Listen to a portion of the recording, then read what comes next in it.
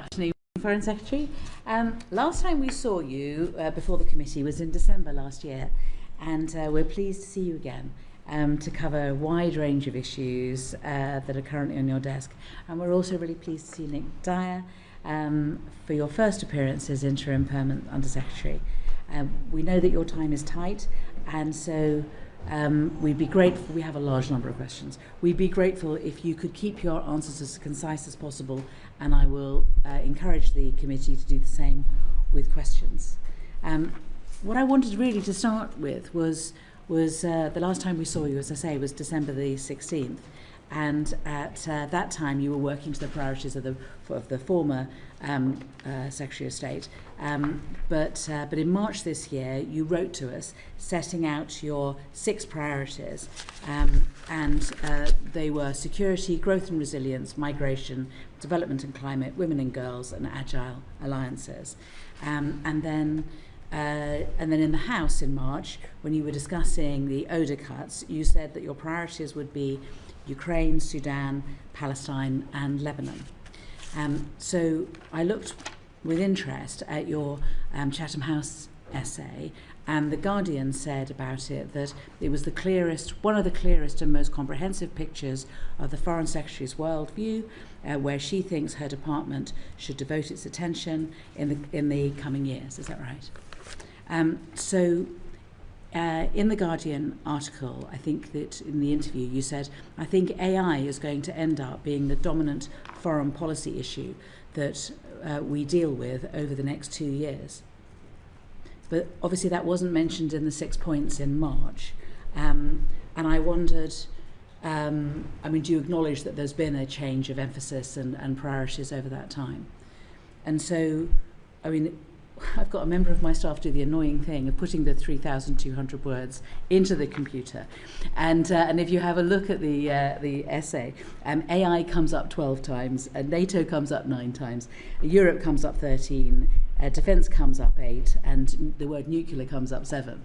So it does seem as though there's been a change, because if you look at the issue of development, there's only 2 sentences on it, and if you look up Gaza, there's only 2 sentences on it, and Lebanon, where we visited recently, didn't come up at all. It's as if foreign policy has kind of lined up behind hard power much more. Would you mind explaining? Yeah, so thank you very much, Chair. Thank you to the committee for having me. We just give a sense of the overview and where all of these things fit in. I think what I was trying to set out in the essay was very much the backdrop. So the priorities we set out, these are the things that the FCDO is focusing on. Part of what I was trying to do with the Chatham House essay was really to set out what is the backdrop that we are dealing with and what is it that the UK has to respond to. That is an increasingly dangerous world and a much more unstable world. So the reality is, in response to that, we are having to focus more heavily on security and on building Britain's strength and resilience in response to that. In fact, that security issue was very much reflected in the priorities that I set out. But alongside it, as well as talking about our security and how we respond to the dangerous world or the unstable world that we face, I did also say we have to be more agile in our alliances and use that effectively convening power, the soft power as well as the hard power, in how we respond to a more dangerous world, because we need to shape the world, not simply be trying to shelter from the storm. And I was also clear about our humanitarian priorities, our values, and the need for us to be confident in upholding those values. So actually our focus around development, on humanitarianism and on women and girls are very much reflections of those values. So the overarching thing was the context, the threats that we face as a country, the turbulence in the world, and then how we respond on the building our strength and resilience, developing our alliances, and upholding our values. If you retrofit that to what were the priorities that I set out for the Foreign Office earlier on in the year, First of all was national security, continuing with that priority for national security. That obviously is completely in line with the essay. Secondly, on economic growth, I've changed the focus so that it's not just about economic growth, it's actually about growth and resilience. Yeah. And that is very much in response to the instability in the world. If you look at something like the Strait of Hormuz, actually our strongest economic policy at the moment is seeking to get the Strait of Hormuz reopened. And also strengthening our border security. So our migration focus was both about our border security, but also about how we build our democratic resilience and how we work internationally to tackle issues of migration. But then on the alliances, building alliances, again, that is a clear priority set out earlier on in the year. And then finally, the women and girls and the development and climate priorities are very much about the reflections of our values. So for me, those priorities, the 6 thematic priorities that I set out earlier in the year, were very much actually in line with that broader essay which sets out the context. And I just come back to the AI issue as the final point in a second. But then you also referred to what's the geographic priorities. And it's always a challenge when trying to write a sort of broad, overarching foreign policy essay. Do you start from the geography and move around the world, or do you try and address the broad themes, which means that you will highlight geography from time to time as part of highlighting the themes. So, of course, Ukraine, central to our security. The issues around the Middle East, including Israel-Palestine, that is about both our security and our values. So too is Sudan, so too is the Lebanon, that they cut across both the issues around our security and our values. So I think those are very much in line. The area where I would agree with you that I think things are moving on at a pace is around AI. And look, that is just a sense of the pace at which I think everybody is grappling with the speed at which technology is changing. That creates huge opportunities, but also creates huge challenges and threats. And I was very struck as part of a visit that I did to China, where I went to see some of the work that they are doing on AI and robotics. Really the pace at which things are moving. We've also seen a lot of the debates with the US around Anthropic and so on. That's also, again, about the pace at which those things are moving. So I do agree that actually that was not highlighted in the priorities in February.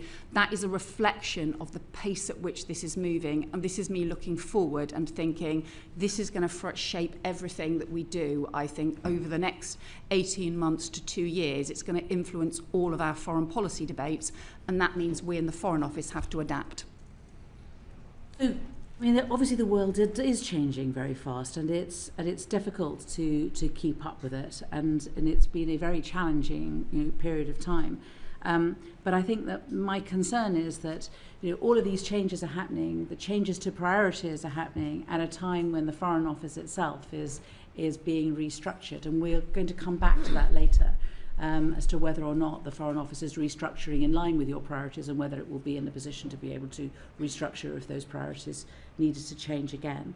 Can I take you to what happened yesterday, which with Donald Trump? I mean, so obviously you said that Iran's closure of the Straits of Hormuz is a direct threat to global prosperity, that Iran is trying to hold the global economy hostage. And it's imperative that international law is respected. And obviously yesterday we had Donald Trump saying that he was going to be the guardian of the Straits of Hormuz, and that he was going to charge ships 20% for the privilege of his being the guardian. I mean, what is Britain's reaction to this? How are we going to deal with such a challenge? Well, our position remains that we want to see the Strait of Hormuz fully reopened. This is about an international shipping lane, and it's about the law of the sea. So therefore no country can do what Iran has been seeking to do, and they have been deliberately trying to weaponize the strait to hijack the global economy effectively. And what we saw happening is that there's currently three shipping routes at the moment. The northern route that goes through Iranian waters, the central route that's been the traditional IMO endorsed route, which we believe is significantly mined at the moment, and then a new southern route only in Omani waters. The central and the southern routes are in Omani waters. And despite signing the Memorandum of Understanding, Iran decided to attack commercial shipping in that southern route in Omani waters. That's a violation not just of their own memorandum of understanding, it's a violation of Oman's sovereignty, and it's a violation of freedom of navigation and the law of the sea. So I think Iran has hugely overreached in they decided to claim that the memorandum of understanding gave them the ability to do this. Of course it doesn't. Totally undermines the law of the sea. And so now what we have is an increasing of pressure on all sides. We've got to refer to the increase in the return to conflict. What we want to see is obviously to ensure that we can get the strait reopened, and that means reaching again a ceasefire and going back to the talks process. But Iran has to, on that basis, halt the attacks on commercial shipping, and I don't think that can be allowed to continue. May I cut across you? Because I mean, it's a very clear critique and analysis of what Iran is doing, but I mean, members of the public watching today will have heard Donald Trump saying that he's going to close the Straits of Hormuz and he's going to charge ships 20% and he's going to be the guardian of the Straits of Hormuz. Now, you know, obviously we're allies of America, but are we just going to just do nothing about that? Well, we continue to oppose tolls and charges, and in fact that's the discussion that I had with American colleagues last week while we were at NATO. We were talking about that we could not end up with tolls and with a system on the Strait of Hormuz that would undermine the freedom of navigation and the law of the sea. I think what we're seeing happening at the moment is the escalation of rhetoric around the conflict itself and the putting on of pressure, but our position remains the same. We support freedom of navigation. We are opposed to tolls in the Strait of Hormuz, just as we are everywhere else. I have pointed out to some of our international colleagues that the Straits of Dover is busier than the Strait of Hormuz and the Suez Canal put together. We, the UK, do not support tolls in the Straits of Dover, and so we make the same arguments everywhere else in the world. Anywhere where there are those restricted routes, where there are international shipping routes, need to be free from tolls and open for freedom of navigation. Can I take you on to another blockade? Because we had the ambassador for Cuba come in to see us last week, and I think this is also a question really, and you were talking about values, you know, about what is happening. The suffering of the Cubans that she talked about was really shocking. You know, the death toll amongst children has doubled since 2019. They have rolling blackouts. They can't get anything in. I mean, one gets the impression that Britain is avoiding being involved in relation to Cuba. Would that be fair? So it's true it's an area of the world we are not heavily involved in and what is exactly happening in Cuba, but we did support holding the UN debate on Cuba and the proposal to have emergency debate on that, because we do think it is important. We have raised concerns. We obviously have support through our embassy there, but if it is true to say that we are more heavily involved, obviously, in what is happening in Europe and what is happening in the Middle East than we are in what is happening in Cuba. I mean, obviously flights used to go into Cuba. Lots of Brits used to go to Cuba on holiday, and so it's a country that kind of people hold close to their hearts if they visited it. But I mean, when Hurricane Melissa hit the Caribbean, Britain sent aid to Jamaica, but didn't send aid to Cuba. I mean, it seems to be kind of part of a pattern. And I think the direct challenge that we were given by the ambassador, which is a question I think which is important to have an understanding of, is when we were in Europe, we had an agreement with the Cubans, which when we left because of Brexit, we had to have a rollover agreement, which is called the PDCA, which has been signed, but it hasn't, and it was signed in 23, but it hasn't been ratified. Is there a reason why we can't ratify the agreement with Cuba? So I don't know the ratification process, so I'll need to get back to you on that, Chair. Thank you. And yes, I know it's been pointed out to me, I think that there's also an effect of what's happening in Cuba on British overseas territories. That is true. Because of Cuban refugees leaving Cuba and ending up in overseas territories. And I think, look, some of the issues that are shared right across the areas, including where we have the British overseas territories and also where we have the countries that we have strong historic relationships with, including members of the Commonwealth and so on. So, of course, there's an interrelation, and that can be around refugees. It can also be around the sort of wider economic and trade relations, and also, crucially, the security arrangements and relationships as well. So where you end up with, whenever there is a void and whether there is instability and insecurity, you can also have organised crime and organised criminal gangs, for example, that can exploit that and can have impact. So we have had some engagement, for example, around what's been happening in Haiti, exactly because of some of the risks and the impacts on other neighbouring countries as well, and looking at particularly some of those organised crime issues too. I think there's not much of a suggestion, I don't think, that the problem for Cuba is organised crime. No, I agree. Or exploitation of the issue. I think it's just that they can't get anything into the country. I mean, there has been direct aid going in from Canada and from the EU and from Spain. Will we consider joining them and giving direct aid to Cuba? We keep the emergency aid and the emergency humanitarian aid under continuous review, and that is important. So wherever there are particular crises, we are ready to respond. At different stages through this, we have had particular discussions with our consular team who are there to make sure that they have the support, and also discuss that with other countries as well. I don't know if there's anything to add on that, Nick. Well, we also give funding via other third parties like the START Fund, the UN, OCHA, and they also provide funding to Cuba. So I think it's looking at in the round in terms of how. And I appreciate that that if we put it into a collective pot, but I think really at the moment it's really a question of, are we in a position to give additional assistance given how desperate the situation in Cuba is now? Well, as the Foreign Secretary says, we can certainly keep that in review and have a look at that. Okay. Can I just ask you briefly one other question, and that's about the ICJ advisory opinion. We asked the Minister many questions about this. I'm not going to go into all of this, but just for those watching, the ICJ published an advisory opinion on the unlawfulness of the occupation of the Palestinian territories.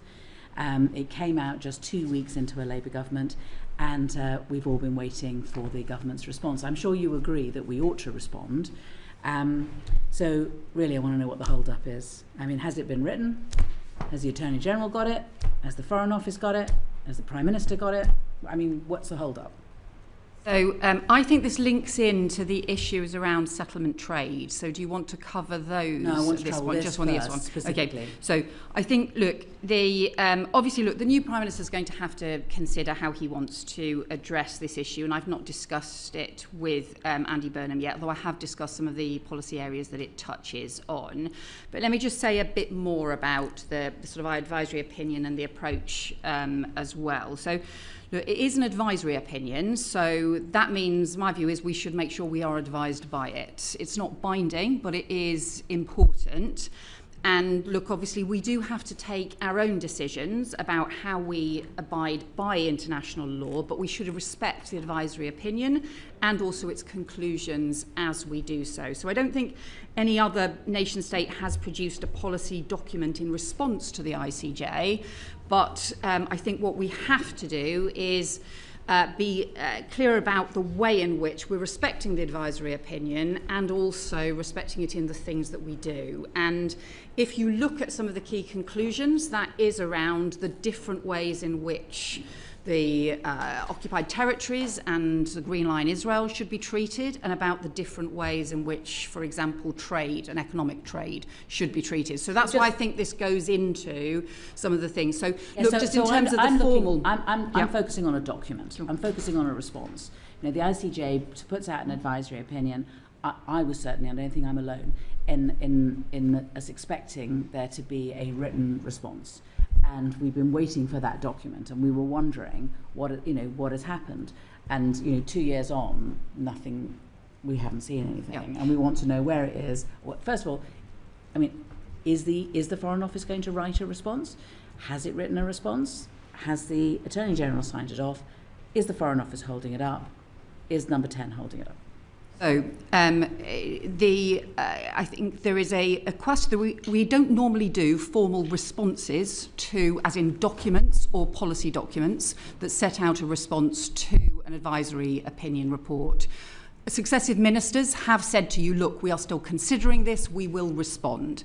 And so I think because we have said that, we do need to be clearer with you about the nature of our response. And so that's why I can give you some reflections today, but ultimately the new Prime Minister is going to have to reflect on exactly how he wants to respond to it as well. So that's why I can talk a bit more as and when you want to about some of the issues around the content of the advisory opinion, and then secondly some of the things that I think are the policy issues that flow from it. But just in terms of, we are in a slightly complicated situation at the moment, just because we are in the final week for the Prime Minister and a new Prime Minister beginning next week. And although, as I said, I have managed to talk to Andy Burnham about some of the issues that we have been working on settlement trade and on sanctions, I haven't managed to talk to him about this issue. And so I understand your frustration on this, but that's why, in terms of he will need to take a view on how we respond. But I am happy to talk to you about some of the content issues, including the way in which we should respond to some of the content in it. So just to be absolutely clear, any impression that we've got that that there was going to be a written response, that there was that our reaction to the ICJ advisory opinion was going to be a substantive document is wrong? I think it's wrong to say there would be a policy document in response, because that no nation has done that and we would not normally do that. But in terms of us articulating to you, whether that be orally or whether that be in a written ministerial statement or in writing, I think you have been promised that through an extensive period, and therefore we need to do that. I can give you some reflections that would contribute to that today, because I recognise that you have waited a long time and you have asked these questions over a long period of time. But I am also conscious that because a new Prime Minister is about to take office, there will be some things that he will also want to reflect on in terms of the way in which we respond to you. Who should we go to first? I go to first? Yeah. Thank you, Foreign Secretary. So you mentioned Andy Burnham there, so I'll start with his position statement and then come on to settlements. Yeah. So he made a statement in relation to Gaza, saying that we didn't get it right, we must do better, and it took far too long to call for a ceasefire, and that now we must do much more to strengthen our approach. So as the Foreign Secretary, do you agree with his reflections that it did take far too long and that the position was wrong to start off with? Yes, and I think, look, a lot of what he was talking about, I think, was referring to issues for us as a party in opposition, because I think it's about the kind of the early response that we had on this, where we should have been faster to call for a ceasefire, and also been clearer from the start about the importance of international humanitarian law. And I think that is a reflection really for us as a party, but yes, I do agree with that. In terms of stronger action going forward, yeah. You're saying that conversations still need to be had. So I also think we need to have stronger action going forward. And look, we should be clear about the things that we have done. We have recognised the state of Palestine, a historic decision to do that. We have suspended the previous government's negotiations on a trade deal. We have had suspension of all arms exports to the IDF that could be used in Gaza. We have had 4 waves of sanctions, including sanctioning 2 members of the Israeli cabinet, and including the most recent wave of sanctions on violent settlers. We've restored funding to UNRWA. We've increased support for the Palestinian Authority for both funding and capability building. We've done the Medivac and student evacuations. We've also introduced with Australia and Canada a new international peace fund as well. And we've been strong advocates for the peace process. And I met the Palestinian Prime Minister yesterday, again, to discuss what we need to do the next steps, because I am deeply worried both about what is happening in Gaza and the risk of the 20-point plan running into the ground, and I'm really worried about what's happening in the West Bank with the settlements and the settler violence, some of which is clearly settler terrorism as well, and is a part of a deliberate strategy to undermine the viability of the two-state solution which we believe in. There are 2 areas we've been looking at to go further. I'll just complete that and then let you come back.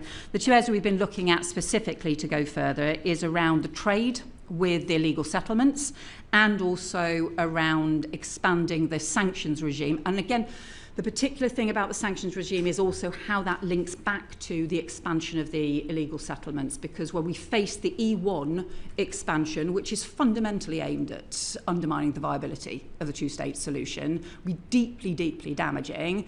We need to have some stronger pressure, some stronger levers that we can put on. The ability we have at the moment to put sanctions on is limited, but we think, and I've been working on this for some time, we think there are areas that we should go further on this. Okay. So in our previous session in December, where you came to give evidence, you said back then in relation to banning settlement goods, because the Select Committee made recommendations in our report to yourself, where your response was, we've not followed the approach that the Select Committee has taken on a ban on settlement goods, not least because of the complexity of this and because we do not think that this is the right approach going forward. And obviously since then we've had the settlement debate where the Minister for Trade has said we will actively consider now 4 different areas to ban goods and services going in and out of Israel. So why was it not a good thing? Why was it not the right approach back then? And could you have made a different decision in December, given that now we're at a different position now? Have you merely changed your position because of the pressure? So I think there were 2 things that were consideration back in December. The first was, at that point, we were still seeking to support what I think we hoped in the autumn was a process that was going to make progress towards a two-state solution. So the fact that we had the 20-point Gaza peace plan, the fact that the 20 points explicitly link into the Palestinian Authority ultimately taking over in Gaza as well. So there was references as part of that internationally supported 20-point plan effectively towards the two-state solution. We obviously, among other countries, had supported the recognition of the state of Palestine, and it felt there was a huge amount of work underway, including involving the United States, including involving many different countries, to put that pressure on. What we've seen since then, and I think the other thing is, look, there are practical difficulties with this, and I can go through some of the practical difficulties we've been working to overcome. I think the things that have changed since then has been the total blatant disregard by the Israeli government for any of these processes, and in fact actually they've been doing the opposite. They've been accelerating the work around the illegal settlements and pursuing the action in not just the West Bank but also in Gaza as well, the humanitarian restrictions in Gaza. So do you mind sorry to cut in, but I mean I think that the difficulty is that the settlements were continuing and the intimidation was continuing on the West Bank during the very worst times of what was happening in Gaza during the 20-point peace. I mean, it's not as though everything stopped in Gaza. It's in the West Bank. The pressure continued, and indeed, many felt that whilst we were all looking at Gaza, that more was happening on the West Bank, which was why this committee recommended as strongly as we did that we had to do something about the West Bank, and we had to stop trade at that point. I'm sorry to cut in, but I just wanted to. Look, I recognise that. I'm just explaining that we. I think in the autumn we're seeking to try and leverage a diplomatic process that at least in Gaza did seem to be delivering some pressure and some progress. By Christmas it became clear we then had, we raised a series of concerns through the Christmas recess through into the new year as well about what was happening in both in terms of the settlements and also in terms of the humanitarian crisis that was continuing in Gaza. So it became clear actually into that period how difficult this was going to be and the risk that we were going backwards. The second thing that I think has changed has been other countries have sought to make some progress. And so, therefore, we've always said we should work with international allies on this. You have, I think, Spain, Ireland... On that point, why are we watching other countries take the steps first? Why are we not leading, and why are we not taking the action and bringing other countries with us? Because if we note other countries, Spain, Belgium, the Netherlands, they've all been more proactive than us on this particular issue. Why has the UK not decided, well, this is a step that we want to take, and then bring other countries with us? So only a small number of other countries have done this, and actually they have faced significant limitations. What we're trying to do at the moment is learn from those limitations and see how much further we can go. So we are looking at going further than other countries at the moment in terms of the options we're looking at. We have also continually led the way on a lot of the sanctions issues. So if I just say something about the things we are looking at the moment, one of them is around expanding the sanctions regime so that you can use it in a targeted way against the settlements. So if you look at the E1 settlements at the moment, we've got the ability through the sanctions regime to go after settler violence for abuse of human rights. So we can take action, we can put sanctions down where there's evidence of being linked to settler violence. But if it's simply a contractor that actually does a contract for E1, that is quite hard for us to use our existing sanctions regime to do so.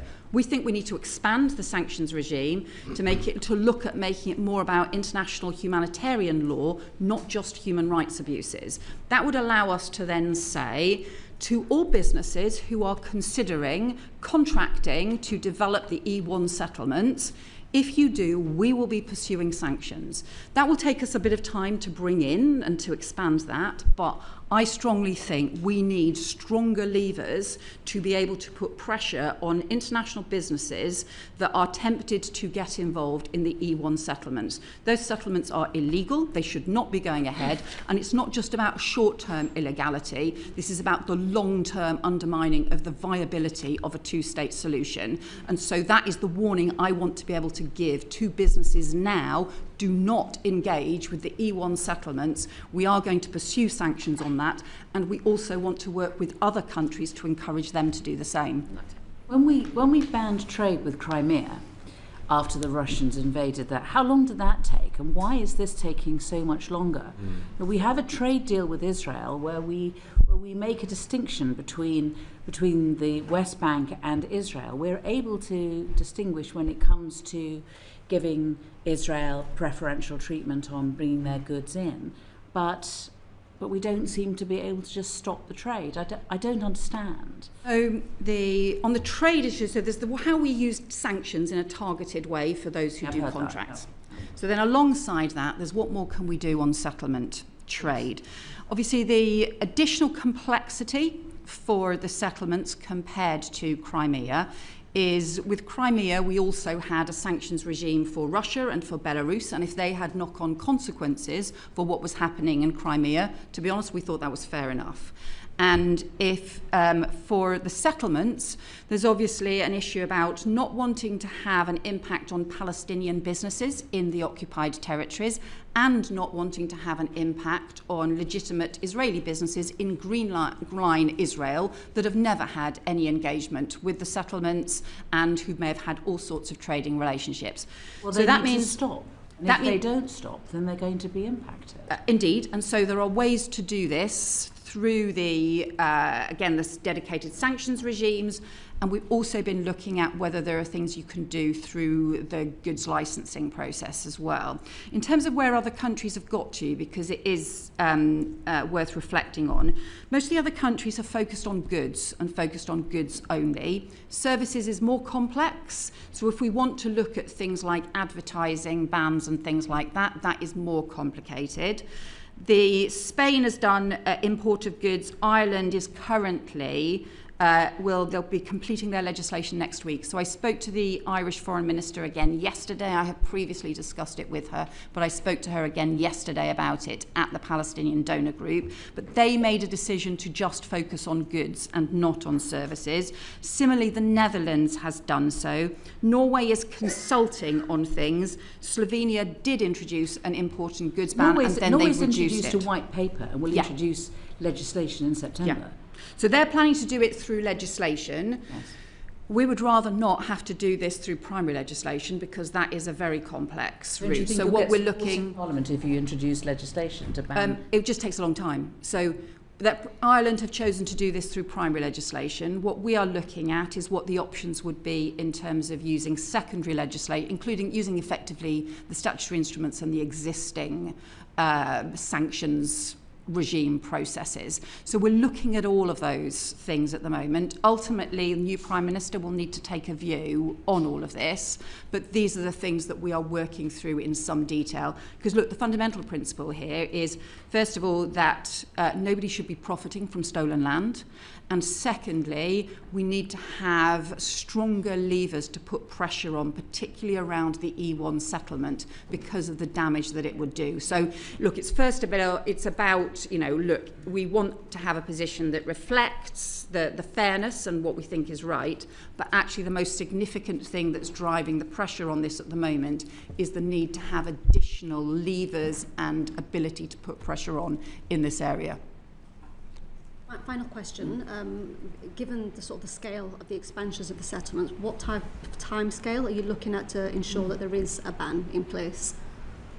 If you could have a short answer. The reality is that I don't have a timescale at the moment. I want any action to be as rapid as possible. There are some things that you might be able to do more quickly than others, but they may not provide a full answer, and that's what we're looking at the moment. Do you know when the Israelis intend for the contracts to all be signed on E1? So there have been rumours about different timescales. We are currently anticipating it's possible that they will do so during August. Exactly. And that's why we want to be able to give a clear warning at that point about what our intention is, so that even if the regimes are not fully in place, we want to be able to say to businesses they should not be contracting with the E1 settlements. No. Thank you. Foreign Secretary, when the Minister for the Middle East appeared before us last week, he suggested that you'd be able to update us on the envoy for arbitrary detention, who the Foreign Affairs Committee, have been asking about throughout this Parliament. Do you have an update for us? Yes, I do. I can tell you that Alistair Burt is appointed as the UK's first ever envoy for complex consular cases. His focus will be on the most difficult and complex detention cases involving British people overseas, including those where there are obviously human rights concerns. And I think many of you will know Alistair as somebody who I think was an extremely well-respected minister, including Minister of the Middle East. And I think will have both the experience and the dexterity to be able to deal with what are often very difficult cases with a lot of distressed families, and also complex negotiations that need to take place with the states involved. And it would be fair to say that when he gave evidence before us about the British government's policy towards the Middle East, both Labour and Conservatives, he said that it was always too little, too late. And the good thing about Alistair is that you know that he will always tell us, and he will always be honest about what he thinks, and he will do so in such a diplomatic way that you always think, well, fair point. Yeah, I do. There's some follow-up on that. Thank you. That's welcome news from this committee. As part of the evidence last week, I asked the Minister for the Middle East questions about Dr. Hussam Abu Safia, director of Kamal Adwan Hospital, who's been in Israeli detention for 18 months without charge. The UN has deemed his detention arbitrary and called it a flagrant violation of international law. Earlier we heard from a quote from you that you said it's imperative international law is respected. Here's a very clear case where it's not. The Minister told us that it's been raised by the FCDO. I wanted to ask you how this has been raised. What have we done? So I think got a lot of distress about this case, and I think it's also, we've had evidence, obviously in this case, that there's been a lot of focus on, but actually I think there are other cases, including of doctors and healthcare workers being detained, and no transparency for those cases, real concerns about human rights abuses, real concerns about the implications. So we have raised it. This is something that Hamish Falkland has been pursuing, and that this is something that we will continue to pursue as well. How exactly has this been raised, Foreign Secretary? Well, I can provide you with further details, or get Hamish to provide you with further details. I know you've raised it with him. We'd welcome you writing to us. So the Minister told us that questions of specific crimes against doctors or anyone else, it's right that those international mechanisms, or indeed Israel's own accountability mechanisms, take place. The issue is here, the UN have had to wade in on this situation, saying that he is being held without charge and this is a violation of international law.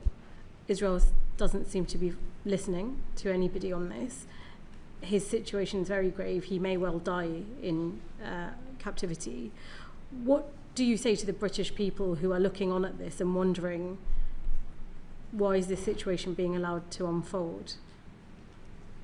I think there is this really serious concern about human rights abuses, and this is a very distressing case, because we know this is somebody who has been a doctor providing medical health care for people as well.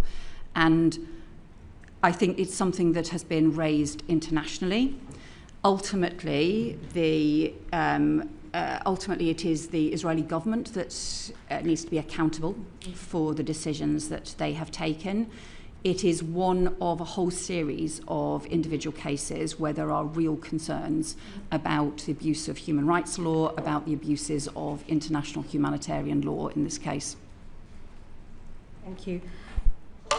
In line with that, as part of our questions to him last week, the Minister told us that the basic norms of international humanitarian law are being increasingly unadhered to, and that a whole range of questions on accountability remain unanswered.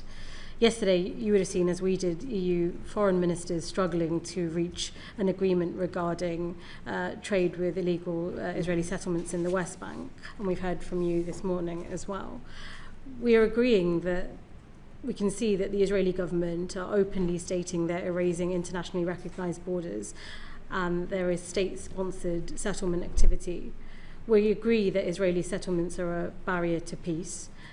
There is round agreement with counterparts that they are illegal, but we're still finding reasons for why we're not banning trade with illegal settlements outright.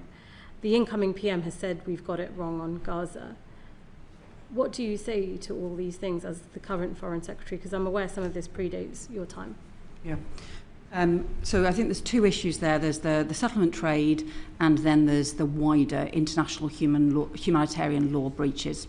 So on the settlement trade, I agree, we do need to do more, and we've been looking at a range of different options as to how we go forward. The new Prime Minister will need to take a final view on those. So I agree, we do need to do more, and I think we are ahead of the EU looking at this. Individual countries may have gone further, a small number of individual countries have gone further, but we are ahead of the EU in looking at this.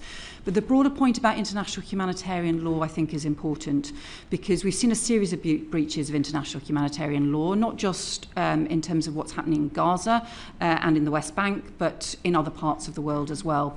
Our sanctions regime currently can't effectively be used on breaches just of international humanitarian law.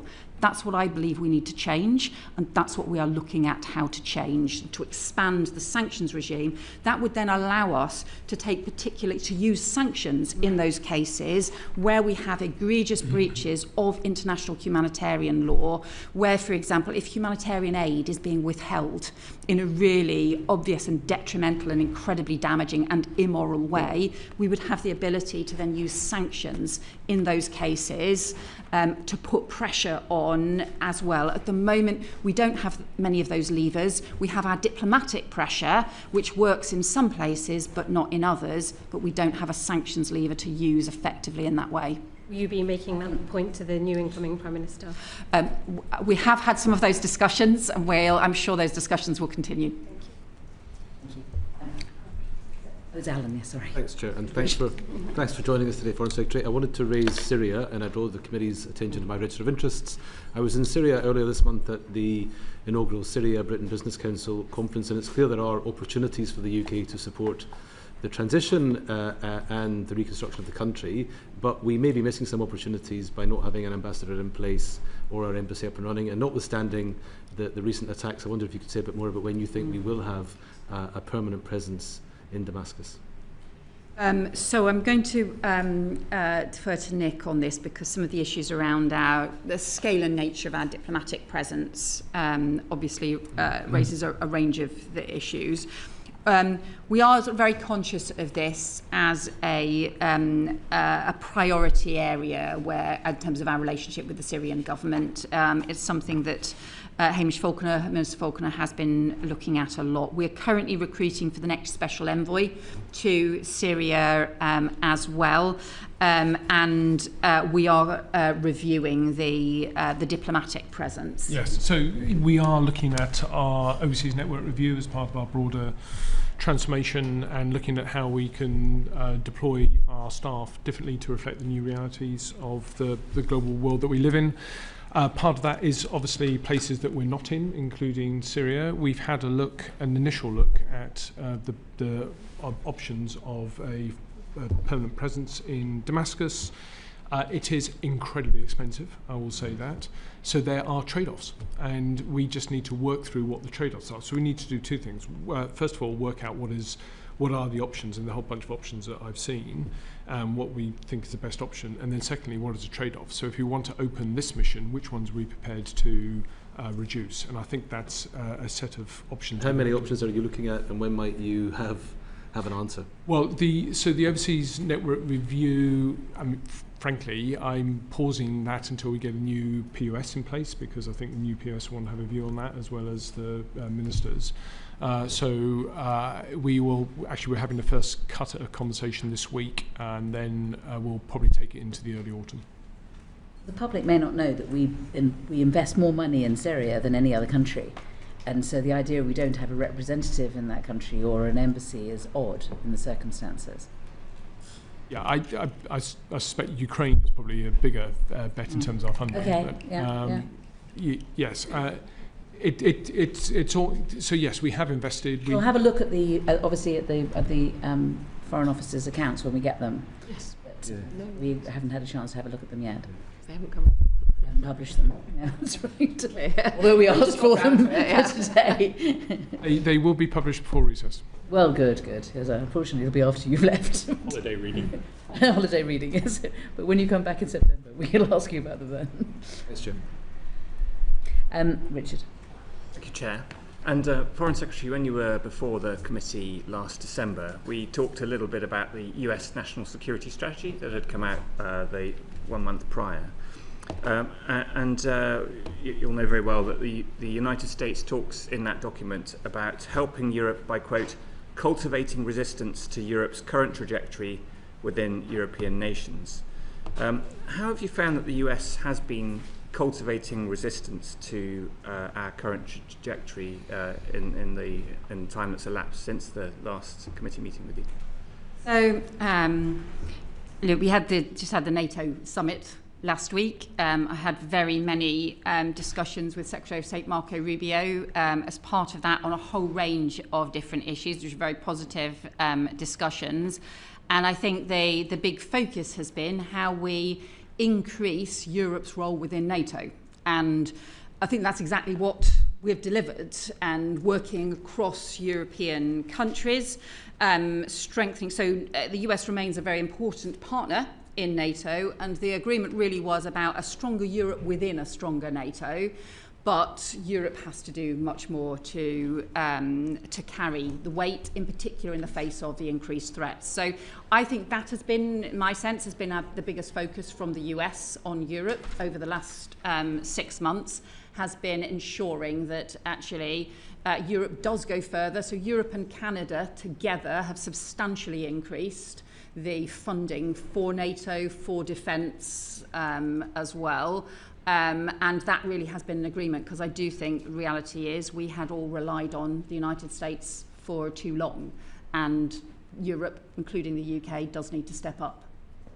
Thank you. And at the NATO summit at Ankara last week, Trump threatened that Greenland, quote, should be controlled by the United States, not by Denmark.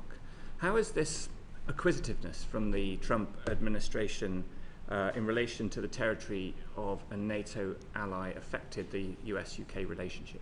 Yeah, so obviously this first became the focus back in the late January, early February of this year. The view we strongly took and was shared by most of all our European partners as well was the Greenland is part of Denmark. Greenland's sovereignty, or the part of the Kingdom of Denmark, the sovereignty lies with Greenland and the people of Denmark and the people of Greenland, and it is for them to decide and for Greenland to decide its future, not for the United States to do so. That's been our strong principle of sovereignty. What we also did alongside that was work again with our allies on developing a multilateral response to Arctic security. Because some of the points that the US had made were about Arctic security. Well, Arctic security is a shared issue, because if you want to defend the US against the Russian Northern Fleet, the crucial thing is that area of water between northern Norway and Iceland, between the UK and Iceland. And so the crucial issue is, how do you defend that in a maritime way? And therefore the role that the UK and Norway play is fundamental to the defence of the North America as well. So that's why I went to the north of Norway with the Norwegian Foreign Minister why we all pressed for a new Arctic sentry as part of NATO, and that has what's been agreed. And that's now what is operating. The Carrier Strike Group was operating as part of that very recently. And I think that has been really a combination of us defending principles and also coming up with a practical alternative way forward to stop NATO fracturing, bluntly, and to make sure that we pull NATO together around Arctic security. And part of that sort of effort to pull NATO together, I suppose, might have explained the extension of NATO's nuclear sharing arrangement. So last June, the government announced that the UK would, alongside 7 other NATO countries, would acquire dual capable aircraft capable of carrying nuclear weapons.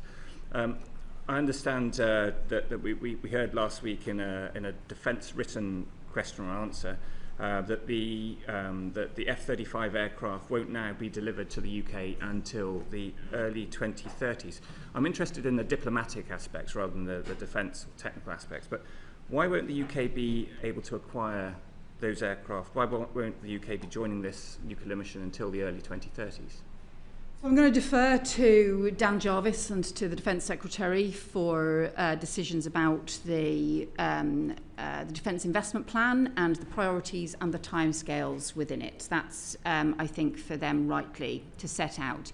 In terms of the diplomatic issues, I think we've had some very strong, very positive discussions with not just the United States, but more widely with our allies, both about the Defence Investment Plan, but also more widely about our cooperation. I think the UK does more than most countries to put our defence capabilities into NATO and at the to be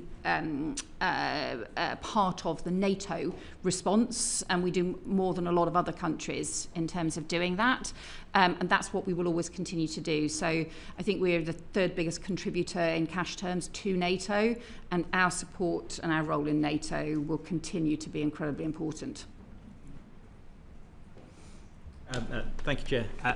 I think probably the summit in Ankara was a success considering all the problems the Americans suggesting they might cause there compared to everything else. You talked about some of the areas the UK was cooperating with allies to have a stronger Europe inside a stronger NATO. There was a few areas I noticed where the UK wasn't cooperating that we might have done. So the critical raw materials project, the Halo Space Initiative, and the 155mm artillery areas, all things that arguably the UK would have a role to play. I just wondered, in your time at Ankara, what was the discussions around the reason why the UK was not participating in these areas? So none of those areas were raised with me as issues by any of our allies, and again, I think the sort of detailed decisions in terms of priorities obviously is a matter for the Defence Secretary. I think what I would say is, look, the UK has particular capabilities and particular specialist capabilities, And therefore it's right that there'll be particular roles that the UK will play as part of NATO. And ultimately, no country can spread itself across every single area or capability, or actually our contribution is limited, and we are best focusing in parallel. That's the whole point about having a NATO alliance, is that we focus alongside allies on different areas and capabilities. You don't think space might be that area? We had the UK's contribution to space at Armed Forces Week here a couple of weeks ago. Is that not something that we should be cooperating more with NATO on? I'm going to defer to the Defence Secretary on the nature of our defence cooperation on space. Fair enough. Zelensky made a lot of Ukraine's defensive capabilities and the contribution they were putting forward to European defence, which I think is absolutely justified. Many people have talked to a path to NATO for Ukraine. What's your view on how that would happen, and how is the UK supporting that process? We've always supported that for Ukraine, but we recognise there are different obstacles and disagreements in different places around that. But for us, Ukraine is already part of the defence of NATO territory. Ukraine is also crucially part of the defence of Europe and Europe's stability as well. And that's why I think we have to think about really Europe's security and defence as running from the UK to Ukraine, from Norway to Turkey.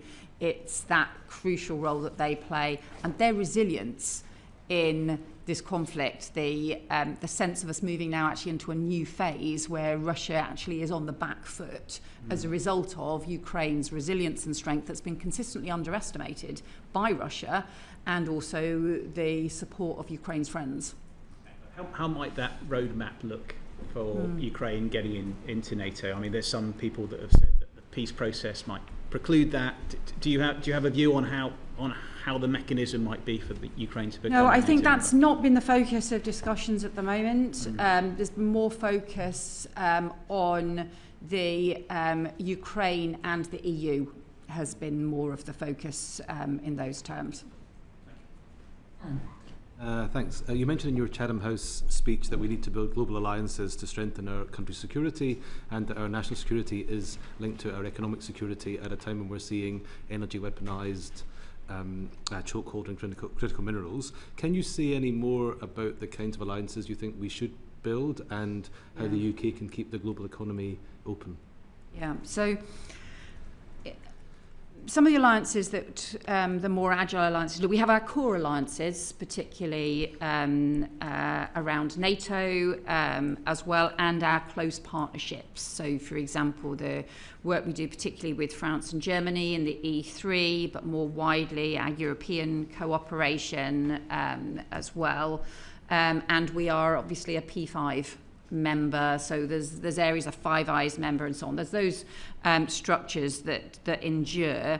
I think the point I was sort of making was that we increasingly need to work on an agile basis on different things. Some of the ones that we've focused on so far have been the Coalition of the Willing, which met again in Paris this week, on Ukraine, the multilateral maritime mission, which is about having demining capability and reassurance support available to reopen the Strait of Hormuz.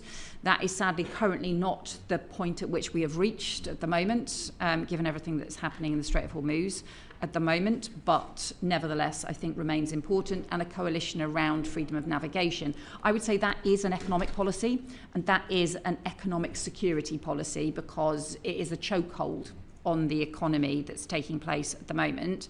We've also got a new alliance of countries around violence against women and girls that we have drawn together as part of an international violence against women and girls coalition on how countries can learn from each other. Includes Spain, includes Jamaica, includes Morocco, a series of different countries there as well. We've referred particularly to some of the issues around the economic security and partnership.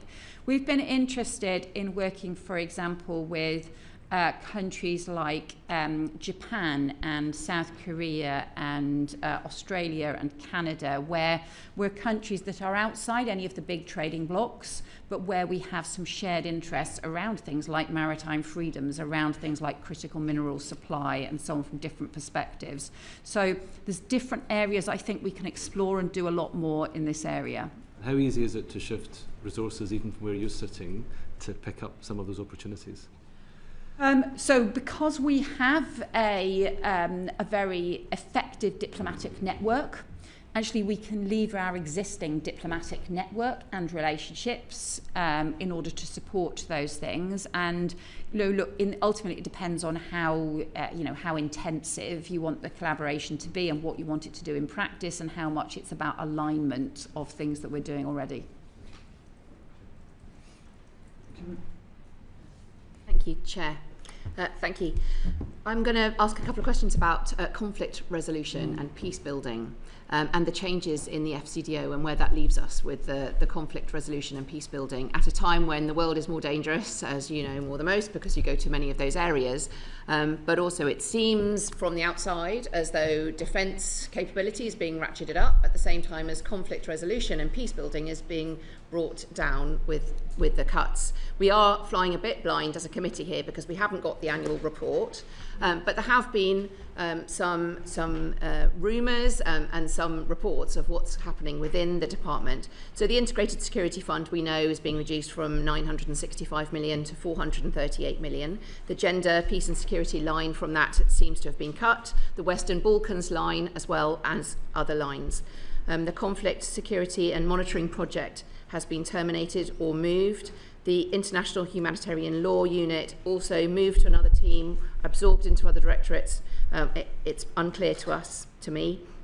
The conflict prevention and humanitarian policy teams are expected to lose about 20% of their staff. I could go on, but there's a lot of specialist conflict analysis there, but also in-country conflict prevention work. For example, even in Sudan, that seems to be being cut by. So what is your view on where we have conflict resolution and that read across between defence going up but conflict prevention going down? So I'll pass over to Nick in a moment to follow up on some of the just restructuring issues in terms of the Foreign Office. But I think the focus in terms of how conflict prevention fits into diplomacy and fits into our approach, in some ways I think is more important than ever because of the areas that we have chosen to focus on. So the fact that within our ODA allocations, the areas that we are focusing on and protecting are the fragile and conflict affected states. But what I've also been clear about is that those ODA approaches have to be aligned with diplomacy around conflict prevention. So you don't simply have, we have one bit of the system does ODA over here, we have another bit which is a cross-cutting conflict prevention over there. Actually, we try and align those and link those together. The areas, obviously, we are putting greatest focus on have been obviously Ukraine, which is fundamentally about how you try and contain and resolve a conflict. Sudan, where we are seeking to reach a ceasefire. Israel-Palestine, where actually the meeting yesterday that I was at in Brussels was all about how do we re-energise the 20-point peace plan in Gaza and how do we broaden it and how do we prevent conflict extending and erupting there. So and what we've also done is focus and revive and re-energise some of the work around sexual violence in conflict as well as part of the Women and Girls priority too. That is particularly acute around Sudan, where we've seen the most horrendous sexual violence used in conflict as well. There is obviously, there's a broader backdrop, which is the UK staffing of the Foreign Office and the FCDO compared to the combined UK staffing of the Foreign Office and DFID put together is actually a 39% increase in 10 years. That is not sustainable, and so that is why, as part of not just the spending review, but as part of focusing the organisation, we do have a programme which is about reducing, having had some staff reductions as part of that.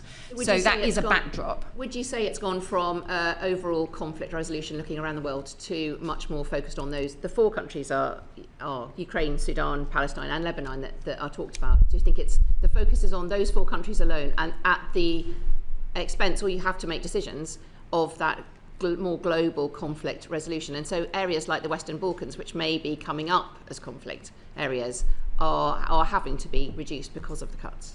Well, so Stephen Doughty has just been doing a very intensive period of diplomatic engagement in the Western Balkans. We've obviously had Karen Pierce as our envoy in the Western Balkans as well. So I think in terms of our expertise and capability, we maintain a very strong focus on the Western Balkans. The other thing I would say we're trying to do is to make this more thematic across all of the development, because of the nature and the way in which we're focusing a lot of the development funding on the conflict affected areas. So as part of the reforms that Jenny Chapman has been working through, setting up a new community of expertise, we've called it, but it's effectively about a network of expertise on violence and conflict support and atrocity prevention to operate right across our overseas network, so that we're actually providing that support in country in all of the areas where that is significant and relevant. But Nick probably should say more about that. I think the Foreign Secretary has answered that well, because I was going to mention that community of expertise where we have made expertise available across the whole of the organisation. Just one word on the funding. In terms of actual funding of projects, we'll see a person there instead of a whole potential project on the ground, won't we? Well, these communities of expertise come with people. They also come with facilitation to actually do projects and programmes as well. So it depends on what the choices will be. But just on the ISF, one thing I would say is that whilst the ISF has received a reduction, the FCDO also received additional non-ODA funding through the SR. So we got a £200 million non-ODA budget, which was new for us. So we've also looking at that in the context of the ISF and looking at the ISF and the non-ODA budget together. So all the work that we were doing through the ISF, whether that's on hybrid threats, cyber security, serious organised crime, migration, CT, that's now spread over a larger funding base. Those lines are in the list I've got for future ISF spending reviews. Well, we'll wait to see in the report on that. My second question is about the G20. So what are you going to be your priority areas for the G20? Will you be including debt cancellation in that, taking forward the work done of partnership from the Global Partnership Conference, and will it include a route back to 0.7 over maybe 10 years? I know it can't get there straight away, but will that increase in ODA be part of the work of the G20? So we have been looking at a range of options for the G20 priorities next year, which does include looking at different forms, reforming finance to make it easier to mobilise, whether it's the World Bank, whether that's about other forms of the Development Bank finance and so on. So some of those finance reforms have definitely been issues that we have been looking at. I would say another area that I've been pushing personally as a priority is to do violence against women and girls as a global issue next year. I think there's a series of ways that we can do that as an international priority. But as you can imagine, G20 priorities is absolutely something that a new Prime Minister is going to have to decide. So I think we're not really able to set that out more broadly at this point. You'd have liked to by now, but thank you. Thanks. Thank you. Just to pick up some of Fleur's points on the ISF and conflict prevention. I mean, you said in the outset, Foreign Secretary, growth, security and migration were your the first three priorities that you mentioned, and obviously conflict has a massively negative effect on each of those. I think Fleur actually outlined some of the concerns that we've got pretty well, so it was just to follow up really. You said that there's an increasing proportion of ODA being spent on FCAS countries. I just want to confirm, maybe Nick can answer this, that we'll see that in the the annual review, because the impression we're being given from the sector is more money is being spent on middle income countries through development finance, through climate finance, and less, with the exception of Sudan and Ukraine, on FCAS, the most conflict affected states around the world. So just a confirmation really what you said, and I'm sure you're right. We'll see that in the statistics that come out. Yeah, and Foreign Secretary is of course right. Yes. So we have fully protected our funding to Ukraine, Palestine and Sudan, so that hasn't been cut at all. You will see in the annual report and accounts the individual allocations to countries. You will see in that we have reduced the number of countries that receive direct funding from the FCDO. You will see in that as well that some of the G20 countries, in fact all the G20 countries, will be zeroed out, and there will be a higher proportion of that direct funding is indeed going to fragile conflict affected states, and a smaller number. That's good news. And then the non-ODA money you said that was additional for the ISF. Obviously great that there's more opportunities for migration and security cooperation. Can we spend any of that on conflict prevention, the civilian peace building, the stuff on the ground that helps prevent conflict starting in the first place, rather than that hard security? So we've allocated funding on migration that is separate from the ODA budget for the first time, and this is part of our significant expansion of the migration team in the Foreign Office. And alongside that, I've been developing effectively a migration discussions with foreign ministers. So very often the issues around migration are simply seen as issues for interior ministers, for Home Office ministers to focus on, whereas actually what we know, if you really want to talk about prevention, if you want to talk about some of the international issues that impact, or support returns agreements, or support diversion, or support for refugees in the region, you need to see this as a foreign policy priority. So that's what we've been doing, and that has helped support increased law enforcement cooperation. It's helped support a big increase in returns arrangements and returns agreements, and also some of the upstream prevention work as well. So that does allow us some flexibility, and this is a developing area of work that we are trying to expand significantly. And that does give us some flexibility to do more of that prevention work where we're clear that it does actually have an impact on migration, because sometimes you can identify projects that look really good but they don't necessarily have any impact in terms of preventing dangerous journeys. I really welcome that. Slightly, my question was slightly different. Of course, another great way to prevent migration is to prevent conflict, so fewer people will be fleeing from the conflict. Are we going to see any of that money spent on peace building, mediation, conflict prevention, civilian programs that we've seen in lots of parts of sub-Saharan Africa and the Middle East in the past that have had successes? There is no reason why those who are getting direct program funding for those fragile conflict affected states can't use it on activities like that if they think that is the best priority and use of the funding. So yes, in terms of the non-ODA and ISF, similarly, as we are working through what the options are in terms of how to spend all that resource, then that would fit very much as one of the options for that funding, yes. Thank you. Afra. Thank you. Foreign Secretary, the Chair at the start asked you about your priorities, and in March this year you wrote to the committee setting those out against the backdrop of what you described as a more volatile, contested and unstable world. I welcome the government's continued support for Ukraine, which has been rightly steadfast, but beyond Ukraine, many would argue that Britain's strategic position has deteriorated rather than strengthened. Your government has approved the Chinese super embassy in London despite serious security concerns about the potential for espionage, pursued the transfer of sovereignty over the British Indian Ocean territory, weakening Britain's strategic position in the Indo-Pacific, overseen relations with Israel deteriorate to the point where high-level communications are now described as non-existent at a time when engagement is vital to securing a lasting peace, overseen the UK's fall in the global soft power rankings, not to mention the government's disastrous decision to appoint a known close friend of a prolific paedophile to one of the country's most important diplomatic postings. So given all of that, by what objective measure would you view your foreign policy has made the United Kingdom more secure, more influential and better placed in the world?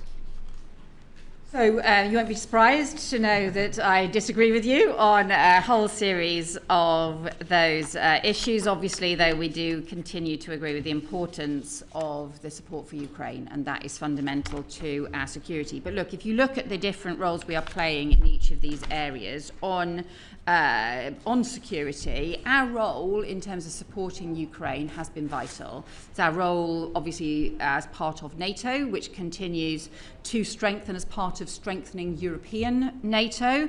Our support directly for Ukraine, and we are now part of the European loans that, as was agreed and announced yesterday. We've also played the crucial leadership role on the coalition of the willing, as we saw the Prime Minister and French President chairing yesterday. And alongside France again, we are leading the multilateral maritime mission, which is about the support needed to ultimately reopen the Strait of Hormuz, where we don't believe that Iran has the demining capability in order to get the Strait of Hormuz reopened. We also have the AUKUS relationship and the strengthening of that, and our work with Australia and the Indo-Pacific, and the strengthening of those relationships. We have played a very important role in helping defend our Gulf partners in the Middle East when they faced attacks from Iran. And we continue to play an important role in the United Nations as well. So I think in terms of our security, both in terms of our European security and the Middle East as well, and also some of those wider global relationships, that we've been playing a hugely important role. The other area I would flag, I think, is Sudan, where the UK has been the country that has shone the spotlight and continued to shine the spotlight on Sudan. I used the opportunity of NATO last week to raise Sudan and the risk to El Obeid again with other European colleagues who have also since put pressure on, and with the United States and with Gulf partners who we are continuing to raise this with. And the Prime Minister also raised this with President Trump as well. So we are also playing an important role, I think, there in what is probably the worst humanitarian crisis of the 21st century. Thank you for that, and thank you for raising Sudan. I wanted to pick up specifically on the British Indian Ocean territory. According to the minutes of the Mauritian Cabinet meeting on the 10th of July, the UK has informed the Mauritian government that, and I quote, a new UK Prime Minister was likely to be appointed by the 20th of July 2026, but the UK policy with regard to the Chagos archipelago was unlikely to change. Can you confirm that the new Prime Minister does indeed intend to continue the deal on the terms agreed by the Starmer government, including the roughly £35 billion cost to the British taxpayer?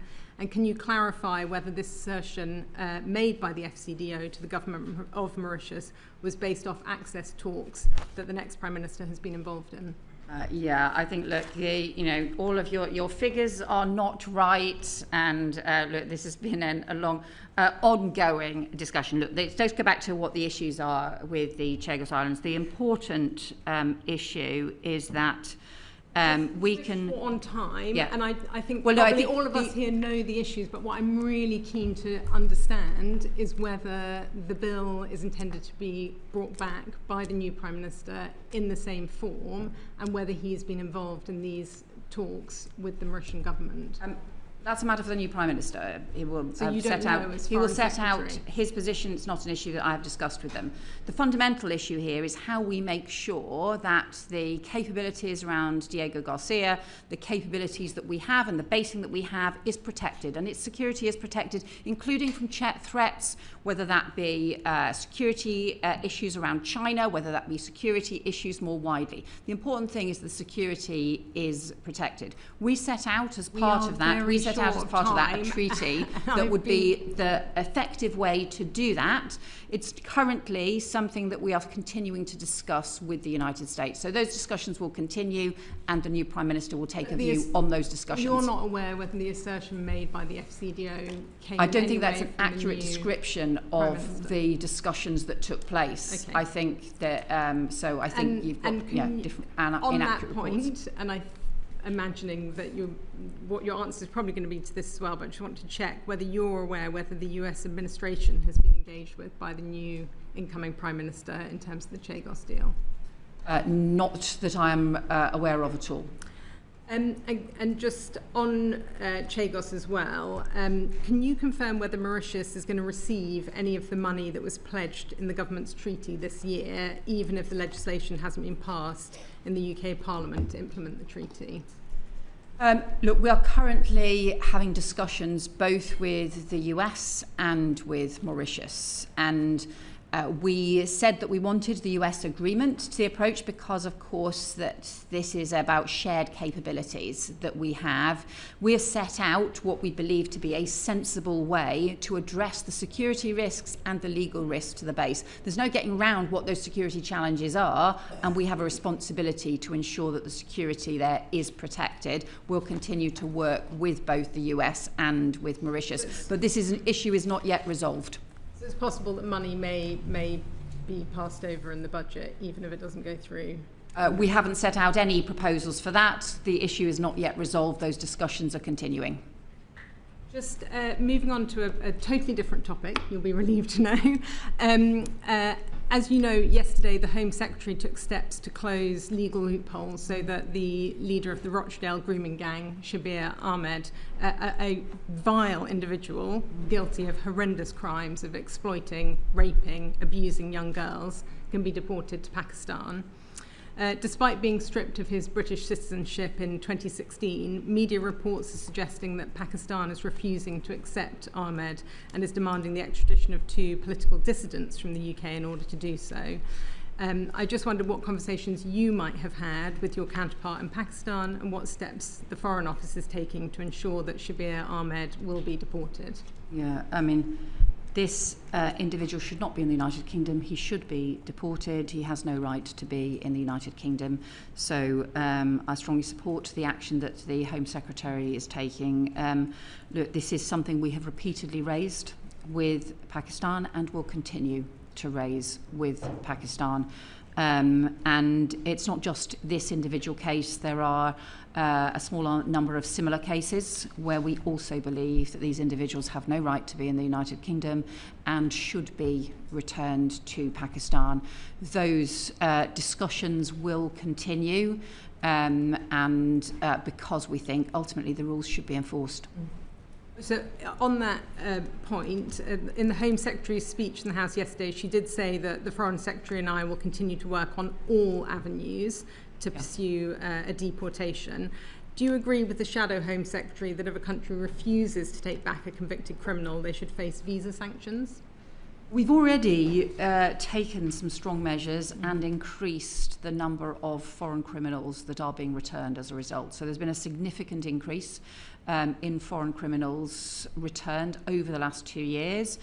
We've also taken action, including around some visa measures and so on, which have also prevented some of the abuse of the system as well. So we've seen a reduction in abuse in certain areas and from certain countries as a result of taking measures around visas or as a result of the negotiations which have included covering those things.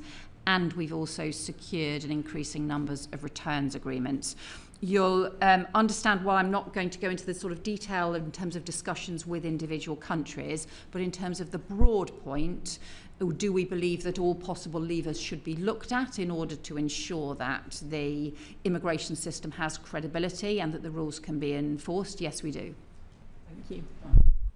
Thank you, Chair.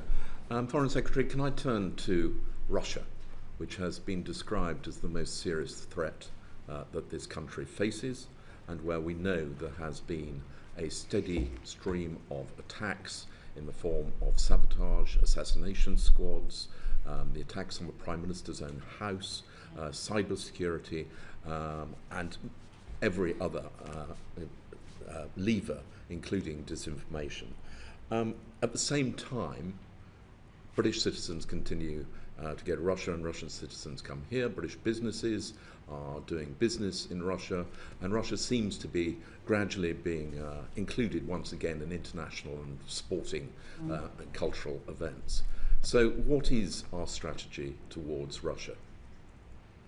So we work very closely with our NATO allies, and also particularly with E3 as part of the E3 countries, and also some of our E5. So in other words, the France, Germany, Italy, Poland. We have very many discussions about the approach to Russia.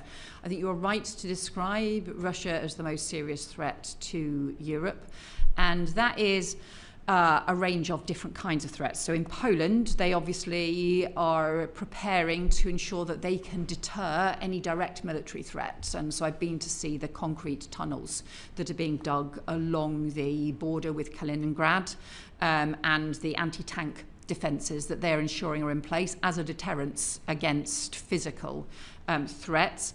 But what we're also seeing is the hybrid threats, the sabotage, the cyber threats, the misinformation, the industrial scale of disinformation that I know the committee has a lot of expertise on and has looked into in some detail.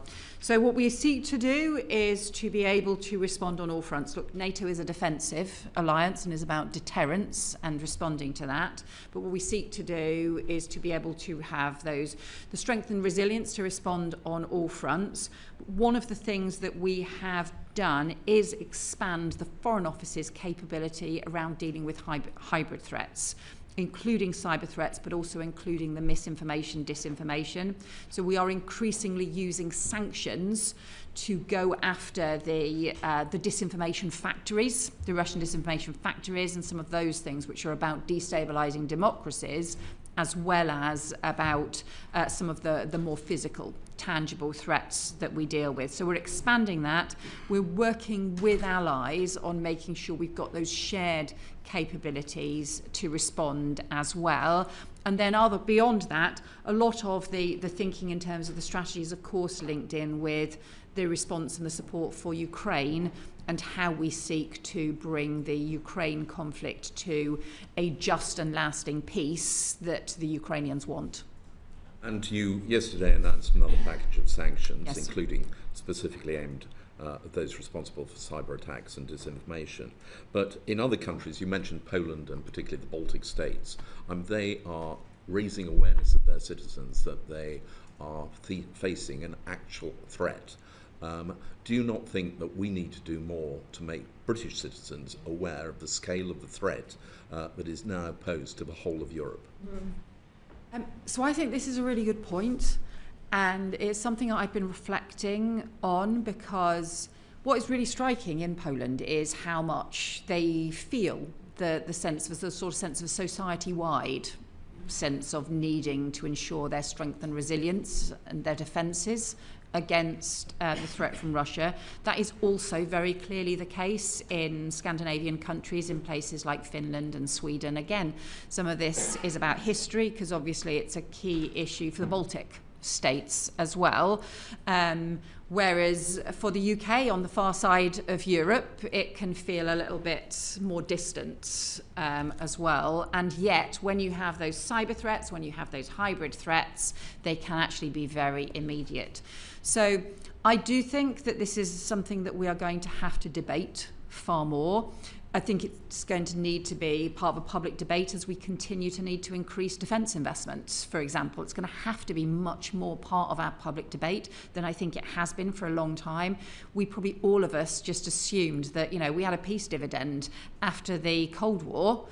And actually, I think people took that peace dividend for granted for much longer than collectively that we should have done, because after Crimea, all the signs were there and we needed collectively to respond. So I think we are going to have to debate this a lot more. And you referenced the work that the committee has done on disinformation, and you identified that, I think, in your Chatham House piece as being one of the significant threats. Now, this committee visited the French Centre, which counters disinformation, Viginum. We've talked to other countries, all of whom have their own capacity for countering, but this country doesn't have a national centre for countering disinformation. Will we establish one? I think that's one of the committee's recommendations that probably has cross-government implications, because there are 7 ministers responsible for disinformation in this country, which means that nobody's responsible for disinformation. I think you make a fair point. We provided, I think, very effective help to Moldova when, in terms of exposing and countering disinformation. There is specific work that we do now in the Foreign Office, which is about being able to identify where you've got the those effectively industrial disinformation efforts, and to be able to expose them and to be able to sanction them. So that, I think, is our part in this response to disinformation, is to be able to identify, to expose and to sanction. You're right, look, there are other aspects to this, but our focus is on the effectively the foreign instigated industrial scale disinformation. If it's an argument, look, we all have strong tradition of free speech in this country. People can say things that are wrong in this country, but there's a difference between that sort of freedom of speech debate or people saying things that are wrong, and that is part of our normal democratic arguments and debates. There's a difference, however, when you've got foreign-funded industrial-scale disinformation, and that has been our focus. Indeed, and I just want to take you back to what you said right at the start, which is AI. I've seen recently evidence about how Russia is successfully poisoning or grooming, whatever word you like to use, large language models, so that they become a vehicle for disseminating Russian disinformation. Now, is that something which you are concerned about, and are you talking to the platforms about what they can do to stop that happening?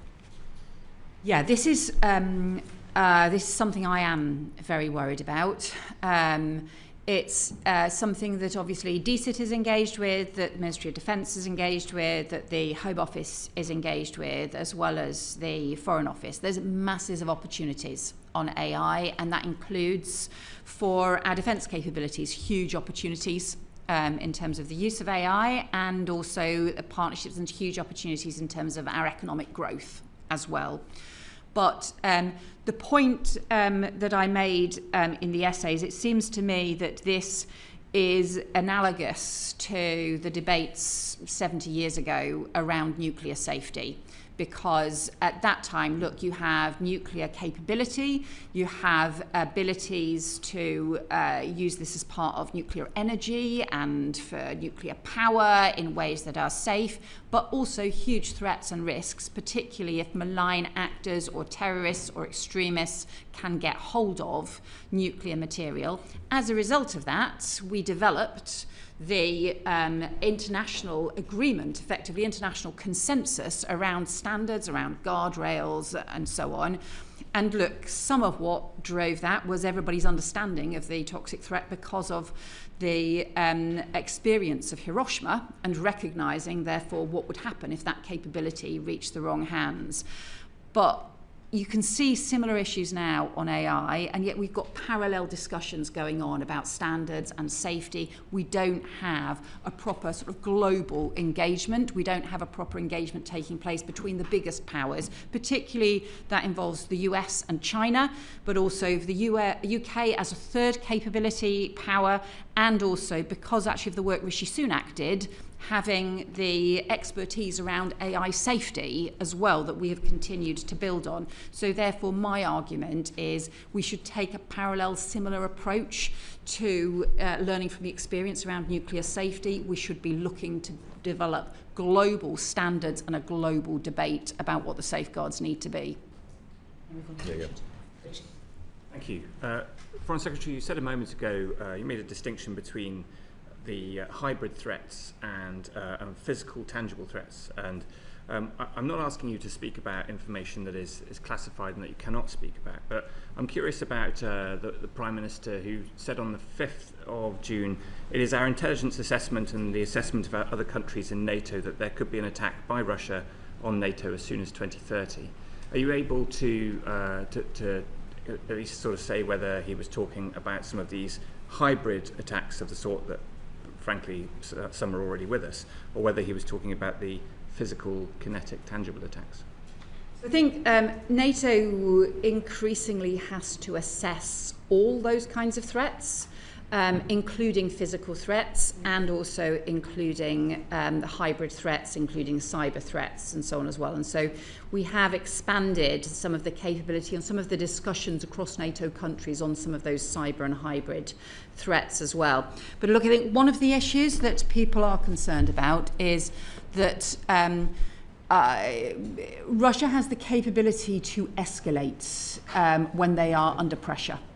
And the Putin has the capability and the risk of escalation when he is under pressure, effectively a kind of desperate lashing out, and also of looking to find diversion tactics as well, given the scale of their war economy that they have built up.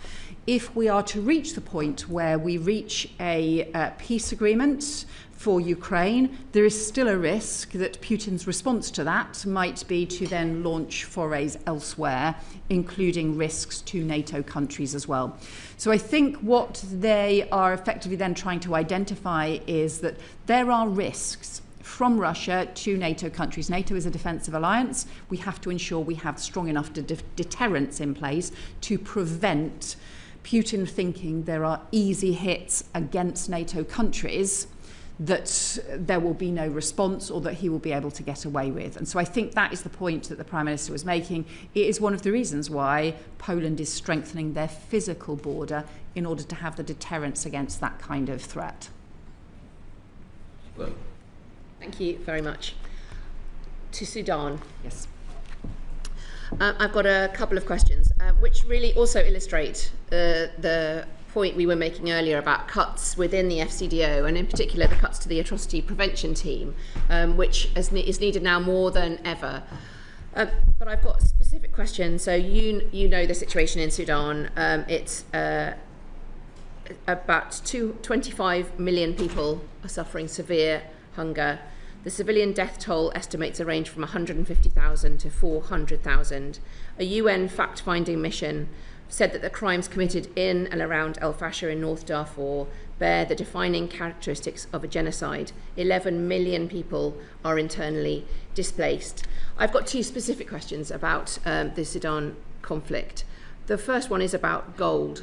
So the conflict is fueled by profits from the country's gold trade. A lot is smuggled out, but a lot benefits belligerents on both sides, alongside support from international backers with strategic interests in Sudan. They are managing to fuel this conflict, to keep it going. Yesterday, the EU announced a ban on the purchase, import, or transfer of gold originating in Sudan. This would have been even more powerful if, alongside that, the UK could have done the same, could have announced it on the same day, adding to the weight of that. Have you received advice on the banning the purchase, import, or transfer of gold? And what's your view on this? And will the UK be doing the same? So we've been looking directly at this, and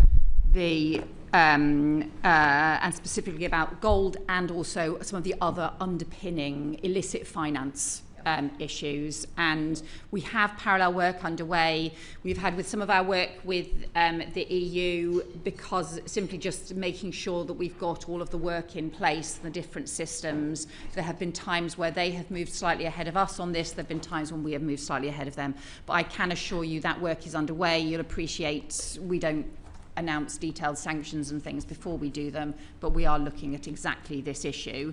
It was a wider thing.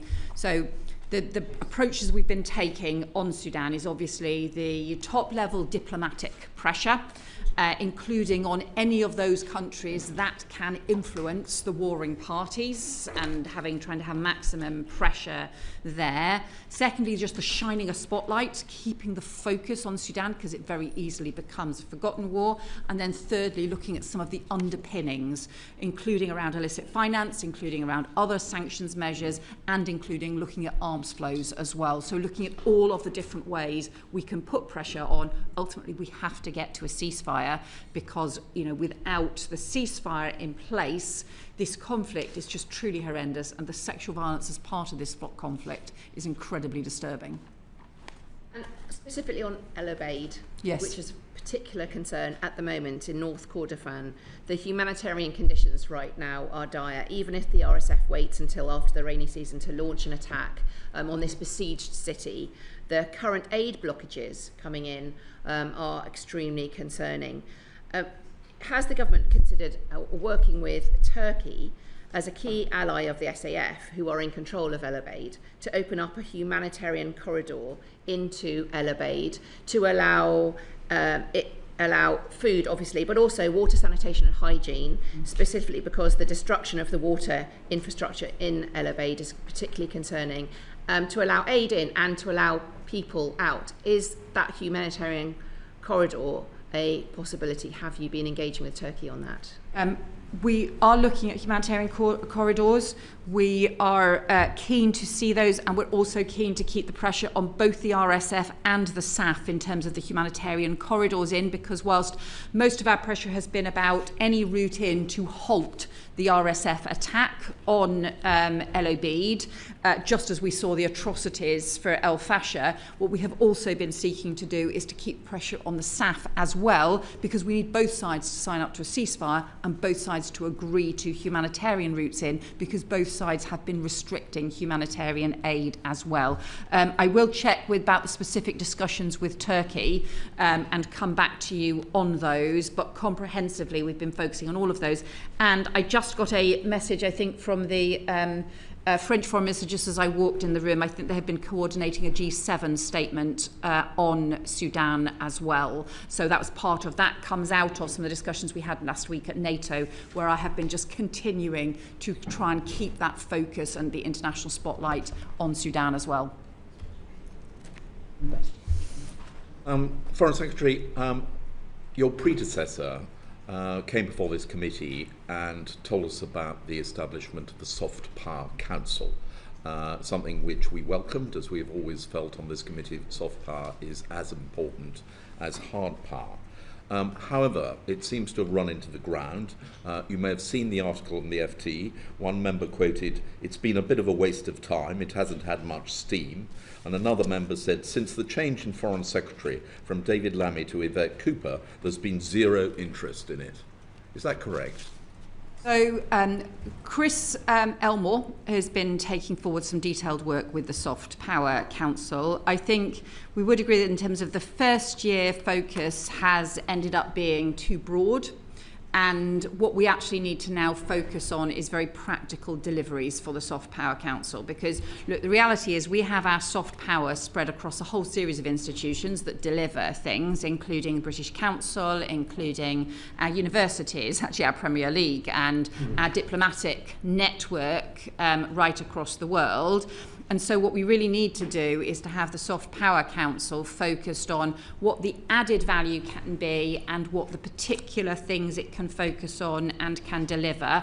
And so that is what Chris has now been doing, is now starting to work with them in more detail on some actually specific projects, specific things that they can focus on and deliver. I mean, part of the reason for the disappointment is, I think, the fact that you haven't actually been to a meeting of the Soft Power Council. Are you intending to go to one?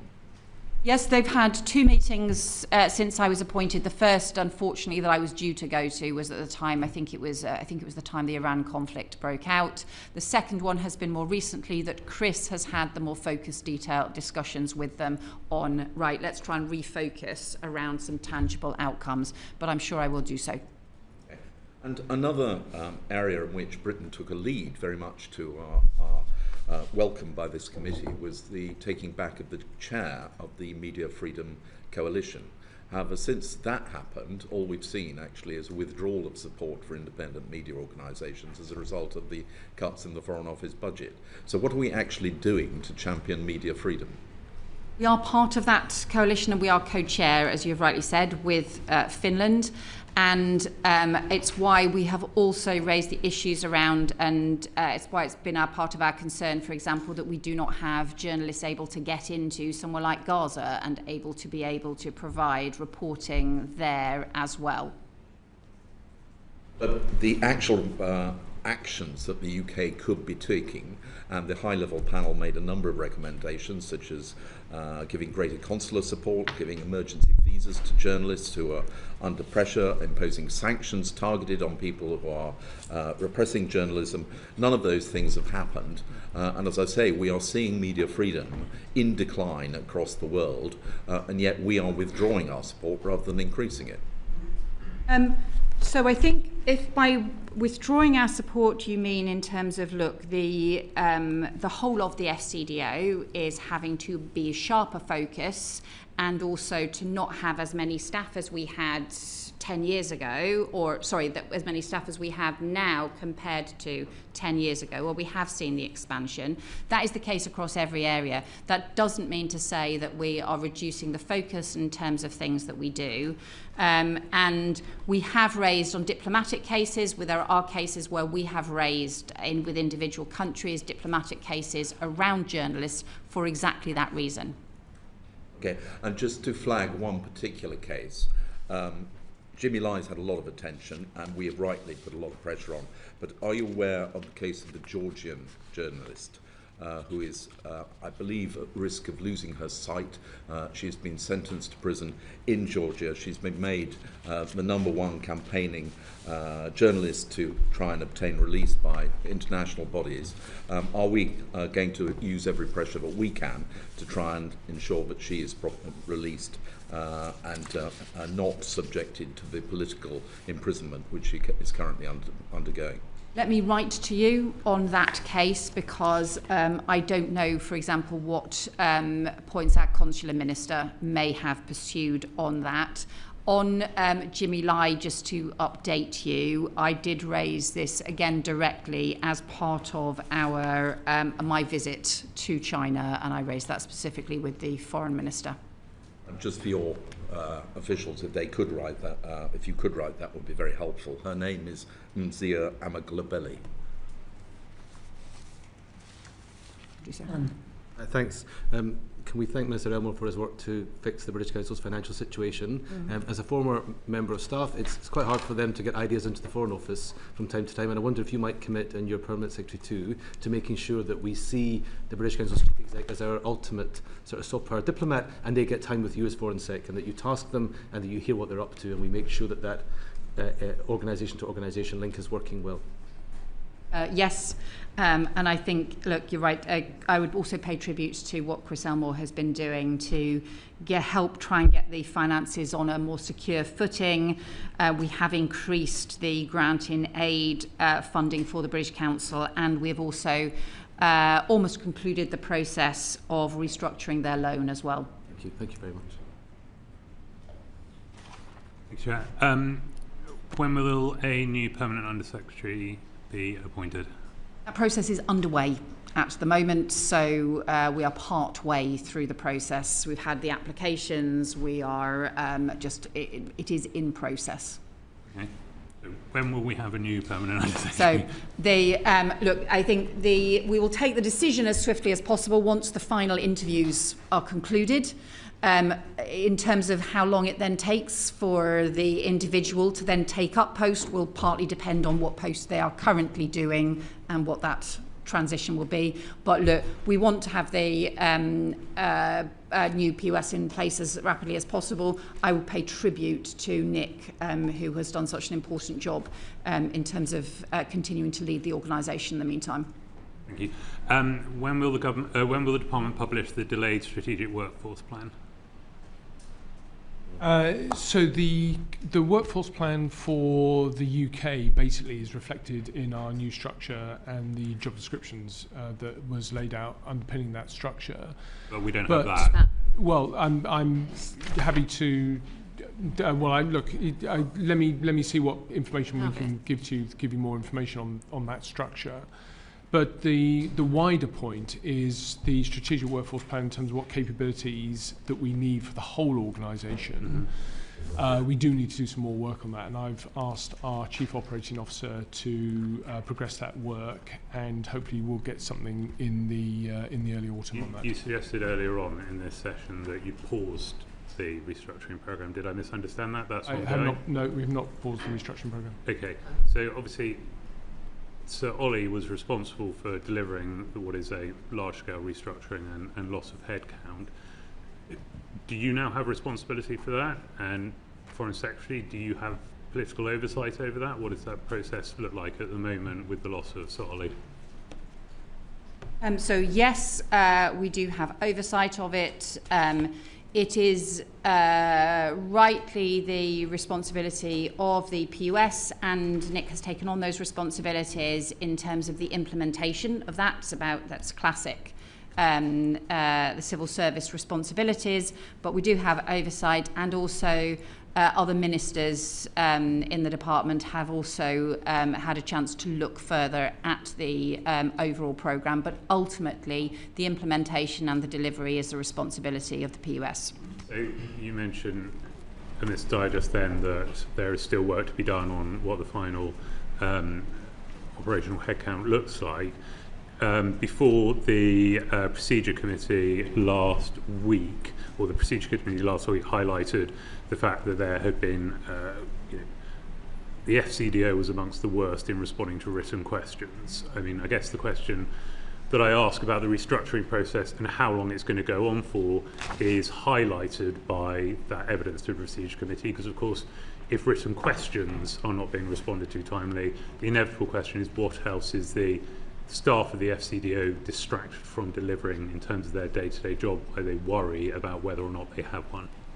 I'll just quickly point out, just on the written questions, we have substantially improved the FCDO's performance. There has been a big turnaround. It would be fair to criticise the FCDO's performance on written questions, but some very heavy lifting has been underway. Some extensive work has gone on. So I think the evidence that Sima Malhotra gave to the committee was actually about all the work that's gone on to improve the performance and to turn that round.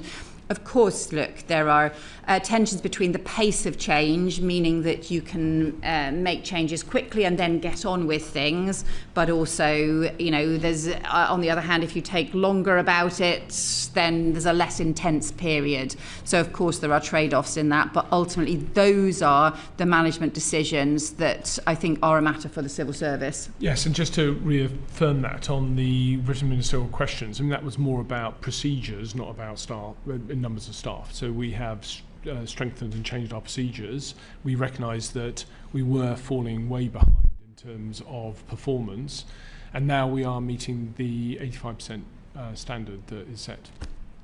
Thank you. In order to fund the Defence Investment Plan, the government announced a 1% capital budget cuts across all departments, implying an overall 111 million FCDO cut until 2030. So what are you having to cut? We protected ODA in that, so ODA was not covered in the in this round. Obviously, ODA had already taken a reduction as part of the previous things, so in terms of this decision, ODA was protected. But yeah, so it's less than 10% of that figure, the actual cut. So it's about £5 to £8 million a year as the cut that we are facing as part of the Defence Investment Plan.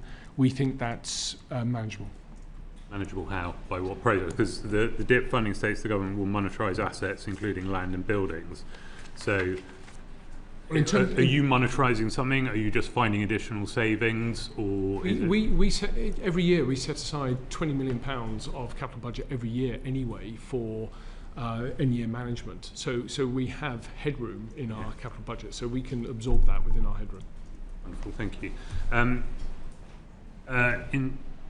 Just want to revisit very briefly the inquiry that this committee did on the appointment of Peter Mandelson. Before you move on to that, may I just ask something specifically, which is about, from what I understand, there's a bit of a mess about pensions. And people don't know at the moment, at particularly senior end, what pension they're going to have. The whole thing has been, still subject to negotiation. It's being changed.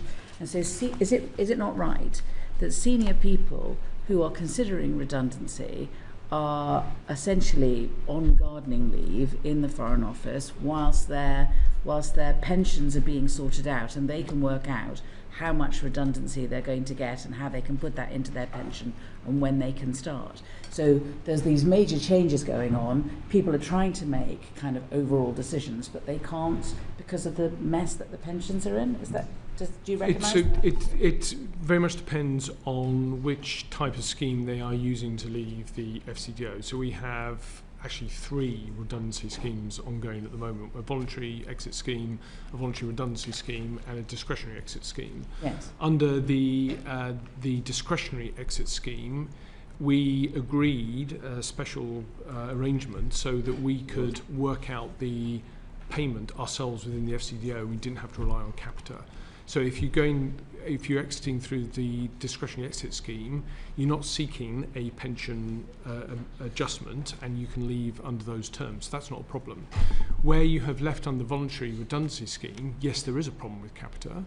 We've got, I think, 8 outstanding issues with Capita in terms of incomplete payments. We've got another range of problem errors that they have we've identified, which we're trying to resolve as well. So yes, there is an ongoing problem with Capita.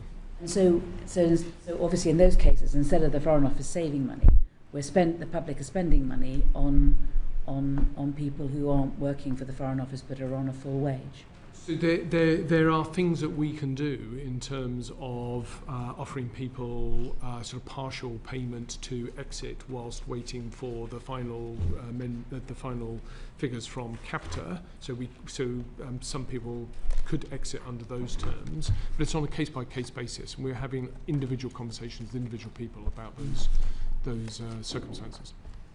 Do you know how many people that is? Off the top of my head, no. I'd have to check. Want to write to us? Yeah. Sorry, that's right. To Foreign Secretary, sorry. The Foreign Affairs Committee did an inquiry into the appointment of Peter Mandelson as His Majesty's Ambassador to Washington. In evidence to this committee, Sir Ollie Robbins told us that he'd been asked to find a job for Matthew Doyle and was told not to tell ministers. I was wondering what your view was on the appropriateness of that. I was appalled by it. Okay. Thank you. Have you taken any steps to ensure that such circumstances can't happen again? I think everybody in the Foreign Office is very clear of my view on this. In our report, which we have published, but I accept you will not have had time to respond to yet, and although we look forward to your response to our recommendations, but I am eager to hear whether or not you have a view on the committee's recommendation that in the case of political appointments to heads of missions roles, this committee should be guaranteed a pre-appointment scrutiny session with that appointee and should have a veto to avoid a repeat of what we saw in this instance. So, and thank you for the report, and I welcome it. And because obviously it affects issues for the Cabinet Office as well, we will do the formal response in due course. I think we would not I don't think it would be right to have a veto for the committee. There's lots of appointments that select committees have scrutiny over, where they make recommendations, including some very transparent recommendations and reports, but do not have a veto, because ultimately the government has to take responsibility rather than have a cross-party committee take the final judgment. I don't think that would be right in terms of an appointment, and there's lots of areas where that is the case. I do think you have made a very strong case for having better scrutiny. Ultimately, because those political appointments, and there aren't very many of them, but where they take place, they are ultimately tend to be prime ministerial appointments, not always, but they tend to be prime ministerial political appointments. Ultimately, I think the new Prime Minister would have to take the final view. All I would say in terms of my view, having looked at the points that you have made and that you have raised with me previously, and also having been a Select Committee Chair, I have a lot of sympathy with the point that you make about the need for scrutiny. Thank you. And just one final one, if I can indulge. That's right, and then I have one from Uma and one from John and one from Alan, and that's it. That's it, okay. I'm just interested to know whether or not you have had any conversations with the incoming Prime Minister about the EU reset, about changing or being more flexible on the so-called red lines, about increasing the ambition of our negotiations with the EU and closer relations. I have had a brief conversation with Andy Burnham about Europe and our relationship with Europe, but I think I have not had a detailed discussion with him about the reset, because obviously we know that the reset discussion, or the summit, is delayed until the autumn, and that will be for him to set out. I know he has written an article, for example, which was referred to some of these issues. I have also had more detailed conversations with him about some of the ongoing issues that we've been dealing with, including I spoke to him before the NATO summit, for example, and that's why I could say very clearly that in terms of that commitment to Ukraine, to NATO, those remain 100% strong commitments and the strong views of the incoming Prime Minister. You don't get a sense that there will be a change of approach in terms of the EU reset with the change of administration? I think that's not my sense of it, any issues that have been raised with me. I know that there's a lot of work that has been ongoing, but I don't think it would be right for me to preempt an incoming Prime Minister. Thank you, Chair. I have two short questions on Sri Lanka. Foreign Secretary, last summer I asked your predecessor about horrific mass graves uncovered in Chemini in the northern province of Sri Lanka. Since then, nearly over 400 bodies have been excavated and recovered, including those of children and babies. Families of the disappeared and Tamil civil society organisations have repeatedly called for excavations to be placed under international monitoring, citing the repeated failure of Sri Lanka's domestic mechanisms. The UK is a world leader on issues to do with mass graves. My team and I have met with Bournemouth University, who've done extensive work on developing a comprehensive human rights framework for mass grave protection, investigation and engagement. It's called the Bournemouth Protocol. It highlights the need for identification of protection of a chain of custody in evidence collection for future accountability. Would the Foreign Office, would the FCDO consider working with Bournemouth University on that Bournemouth Protocol and support the DNA identification involving affected families, working with our international partners? I will certainly look at that Bournemouth University work. I'm not aware of the details of it. I can also tell you that at the end of May, I did meet with the Sri Lankan Prime Minister, with Minister Malhotra as well, and we did explicitly discuss the issues around the investigations of historic abuses, the importance of delivering justice for victims and their families as well. So we did discuss that and the importance of that. Thank you. I want to ask you on humanitarian workers. 20 years ago, in August 2006, 17 members of Action Against Hunger were executed in their office in Muthur in Sri Lanka. They were clearly identified as humanitarian workers via their clothing. There's compelling evidence pointing to the likely responsibility of Sri Lankan security forces. The UN High Commission for Human Rights and the Sri Lankan Monitoring Mission and other NGOs have concluded that the massacre was also subject to attempts of concealment by the authorities. The absence of justice for the families of these aid workers and the impact on aid workers around the world and conflict zones around the world is being met with impunity. Can I ask whether your department have raised this specific case with the Sri Lankan government? And if not, would you join Action Against Hunger in their calls to ask for justice here? I don't know whether we have raised that individual case, and let me check, because obviously we have the diplomatic engagement at every level, so let me get back to you on that. We certainly raised the broader issues around the need for accountability for the detailed investigations, because it becomes part of effectively a truth and reconciliation process that is critical, but I will follow up on that individual case. Thank you. Thank you. As a Scottish MP, I'm very proud we have an FCDO outpost in East Kilbride, but there is some concern there about the restructure, and particular concern about the timing of the announcement of jobs or job cuts during Scottish and English school summer holidays. Unions are also concerned to say that we may not be following Cabinet Office redundancy principles. Can I just ask, maybe it's for the Permanent Secretary, are you following Cabinet Office redundancy principles? What's your commitment to East Kilbride? What will the footprint look like? And when will you communicate those decisions to staff there? My HR team are very clear that, to their mind, they are following closely the Cabinet Office protocols and principles. On East Kilbride, look, we've got an enduring commitment to Scotland, we've got an enduring commitment to East Kilbride.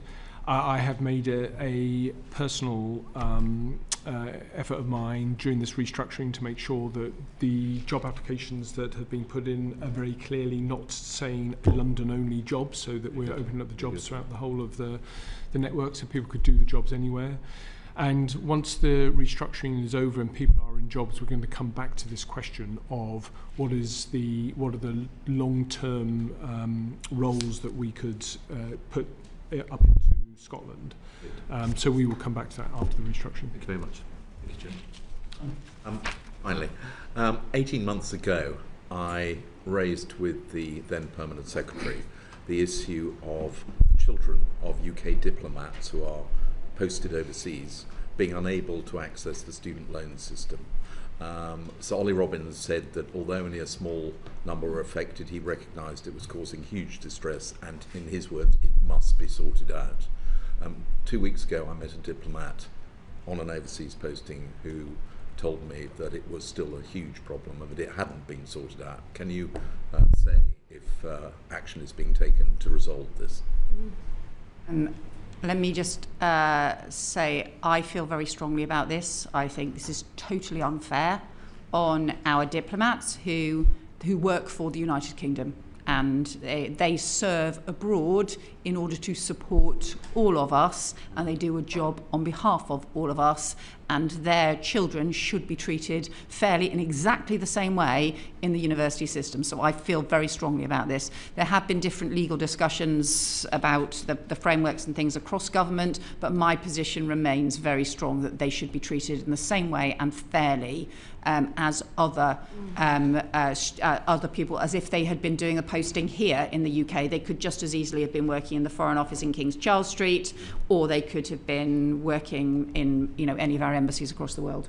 Yeah, I very much agree with that. It does cause real distress, and we are seeing that. And the trouble with it is inconsistent. In some cases, people are... It's great to hear you both saying that it's deeply unfair, but is it actually going to be changed? So what is being discussed is a legislative change to protect Crown servants from being charged from being denied student finance. So that is currently being discussed between us and the Department of Education. We are continuing to have a conversation with the Department of Education about what the implied costs of that would be, who would pay for those costs, and what are the future liabilities. So that conversation is happening. What does it mean, though, for the current children? I mean, so kids at university now, or kids at university next year, will they need to pay the full amount? Will they get reimbursed? Well, we are supporting people who are facing this with the examples of cases where other diplomats have been successful in terms of what information they provided to the student loan finance body, and to try and support them in that application. But ultimately, I hope that they won't be denied finance, because ultimately they won't be able to go to university. We're making representations. Basically, we're making representations on behalf of individual cases to try and get them resolved. So we're doing that on a case-by-case basis. We want some blankets, some kind of overarching safeguards, because this should not be coming up for anybody. No. Frankly, personally, I think it is totally bonkers. I think it's a bonkers interpretation of what's going on. Yeah. So if you want to make a very loud noise about this as well, please, by all means do, because I just think it is completely unfair on our diplomats and on their kids who, deserve the same chances at university as everybody else. Well, thank you. And Can I just say thank you very much to both of you for coming before us. We really appreciate it. I know that you've undertaken to write to us on several points, so we look forward to hearing from that. And if there's something which occurs to you in the meantime, then please send that to us as soon as possible. Thank you very much. Thank you. Order.